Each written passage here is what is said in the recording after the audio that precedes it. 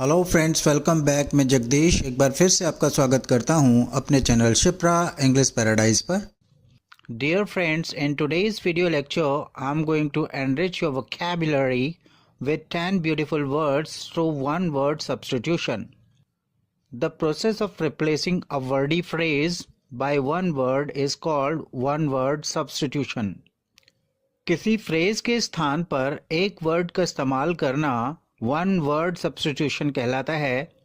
Dear friends, इससे पहले कि मैं आपको ये 10 वर्ड्स उनकी डेफिनेशन और सेंटेंसेस में उनके प्रयोग के साथ सिखाना शुरू करूं, मैं आपसे रिक्वेस्ट करना चाहूँगा कि अभी तक यदि आपने हमारे चैनल को सब्सक्राइब नहीं किया है तो इस चैनल को सब्सक्राइब करें, हमारे वीडियोस को शेयर करें ताकि ये वीडियोस उन लोगों तक पहुंच सकें जिनको इंग्लिश की ज़रूरत है और जो अच्छी इंग्लिश के बेस पर अपना करियर बना सकते हैं।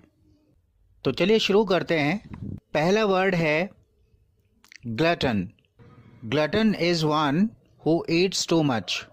ग्लटन वो व्यक्ति होता है जो बहुत खाता है, जिसको आप कह सकते हैं पेटू या भुक्कड़।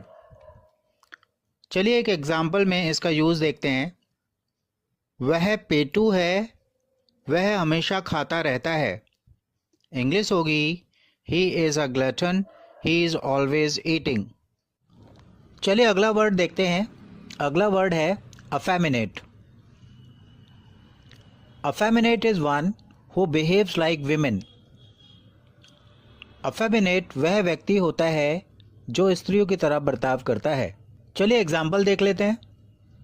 अफेमिनेट होने के कारण वह हंसी का पात्र बन जाता है। हंसी के पात्र के लिए आप यूज़ करेंगे अ लाफिंग स्टॉक।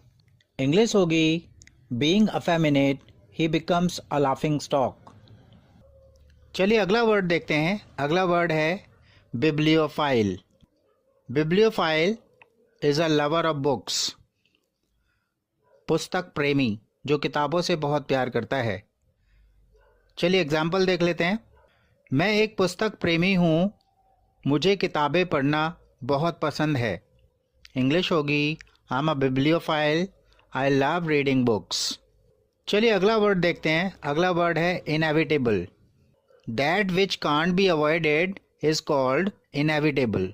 अटल, जिसे टाला नहीं जा सकता। चलिए एग्जाम्पल देखते हैं। यह मीटिंग अटल है या इस मीटिंग को टाला नहीं जा सकता है। इंग्लिश होगी this meeting is inevitable. Friends, आगे की वोकैबुलरी करने से पहले मैं आपको ई बुक्स के बारे में कुछ इन्फॉर्मेशन देना चाहूँगा। फ्रेंड्स, मैंने आपके लिए 2 ई बुक्स तैयार किए हैं। फ्रेंड्स, पहले ई बुक में सेंटेंसेस फॉर डेली यूज़ दिए गए हैं, जिसमें मैंने ट्रिकी सेंटेंसेस को इंट्रोड्यूस किया है। ये कुछ ऐसे सेंटेंसेस होते हैं जिन्हें ग्रामर से बनाना थोड़ा मुश्किल होता है। फ्रेंड्स, अगर आप इन ट्रिकी सेंटेंसेस को करेंगे तो आपकी इंग्लिश बहुत ही इफ़ेक्टिव साउंड करेगी। चलिए मैं कुछ डेमो सेंटेंसेस देता हूँ जो इस बुक में दिए गए हैं। पहला सेंटेंस है डेमो के लिए, काश कि ऐसा हुआ होता। इसकी इंग्लिश होगी I wish this would have happened. Next sentence है आज की शाम आपके नाम।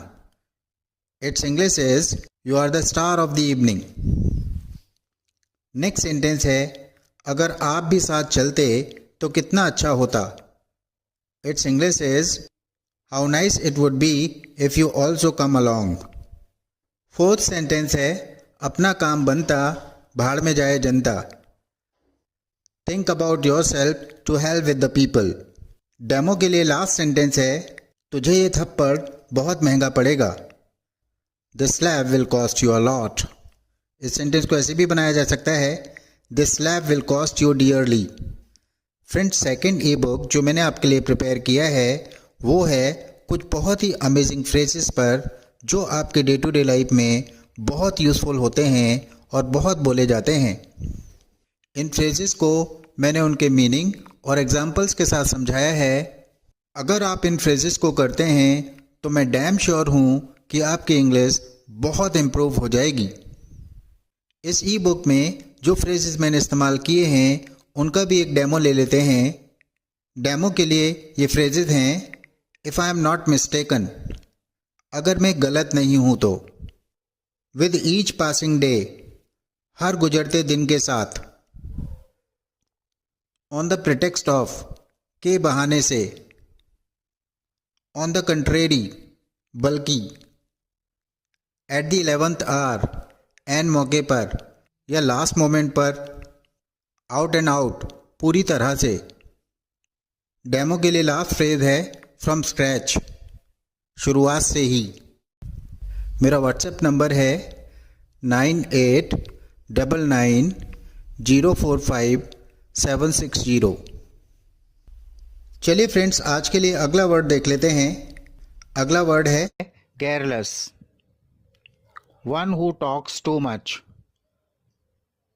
बातूनी, टॉकेटिव, जो बहुत बातें करता है। चलिए एग्जाम्पल देख लेते हैं। तुम्हारी पत्नी बहुत बातूनी है, वह कभी शांत नहीं रहती है। इंग्लिश होगी, your wife is careless, she is never quite. चलिए अगला वर्ड देखते हैं। अगला वर्ड है inaudible, that which can't be heard, जो सुनाई ना दे, जिसे सुना नहीं जा सकता। चलिए एग्जाम्पल देख लेते हैं। तुम्हारी आवाज़ सुनाई नहीं दे रही है। इंग्लिश होगी, योर वॉइस इज़ इनऑडिबल। चलिए अगला वर्ड देख लेते हैं। अगला वर्ड है bigamist. One who has two wives, जिसकी दो पत्नियां हों उसे हम बिगेमिस्ट कहते हैं। एग्जाम्पल देखते हैं। मेरे अंकल की दो पत्नियां हैं। इंग्लिश होगी, माई अंकल इज़ ए बिगेमिस्ट। इस सेंटेंस को ऐसे भी बोला जा सकता है, my uncle has two wives. चलिए अगला वर्ड देखते हैं। अगला वर्ड है hypocrite. Hypocrite is one who pretends to be what he is not. In Hindi पाखंडी या ढोंगी। चलिए एग्जाम्पल देख लेते हैं। तुम एक ढोंगी हो। इंग्लिश होगी, यू आर अ हिपोक्रेट। चलिए अगला वर्ड देख लेते हैं। अगला वर्ड है carnivorous. Carnivorous is an animal that eats flash. Carnivorous एक जानवर होता है जो मांस खाता है, अर्थात मांसाहारी। एग्जाम्पल देख लेते हैं। शेर एक मांसाहारी जानवर होता है। इंग्लिश होगी, lion is a carnivorous animal. चलिए लास्ट वर्ड देखते हैं। लास्ट वर्ड है इनक्योरेबल।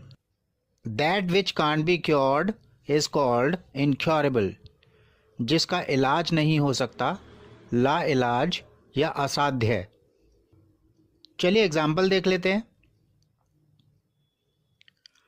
अब कैंसर एक ला इलाज बीमारी नहीं है या असाध्य रोग नहीं है। इंग्लिश होगी, cancer is not an incurable disease now. That brings me to the end of this video lecture. In my next video lecture, I'm gonna meet you pretty soon. Till then, take a very good care of yourself. Bye bye.